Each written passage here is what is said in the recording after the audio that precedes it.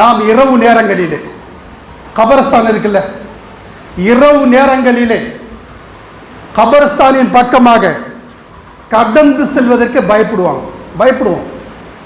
இரவு நேரங்களிலே யாரும் இல்லை, இருட்டா இருக்கு, கபரை கடந்து செல்லும் போது அச்சப்படுகிறோம், பயப்படுகிறோம்.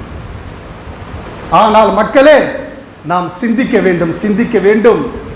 நாம் தவறு செய்துவிட்டு, பாவங்கள் செய்துவிட்டு, குற்றங்கள் செய்துவிட்டு, இபாதத் செய்யாமல், அல்லாஹ் எதை கட்டளையிட்டானோ, எதை இதா செய்ய சொன்னானோ அதை செய்யாமல் நாம் கபரின் மேல இல்லை, கபருக்கு உள்ள போயிட்டா கபருக்கு உள்ள கூட வாழ்க்கை இருக்கு. எப்படி நாம் உலகத்தில் வாழ்கிறோமோ அது போன்ற கபருடைய வாழ்க்கை இருக்கிறது.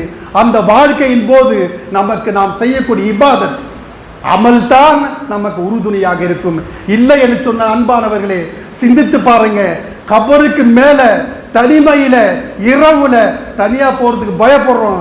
கபருக்குள்ள இருக்கும் போது சகோதரர்களே, நம்மிடத்தில் பாவங்கள் மட்டும் இருந்தால் எவ்வளவு அச்சம், எவ்வளவு பயம், யாராவது உதவி செய்வார்களா என்பதை சிந்தித்து பாருங்க.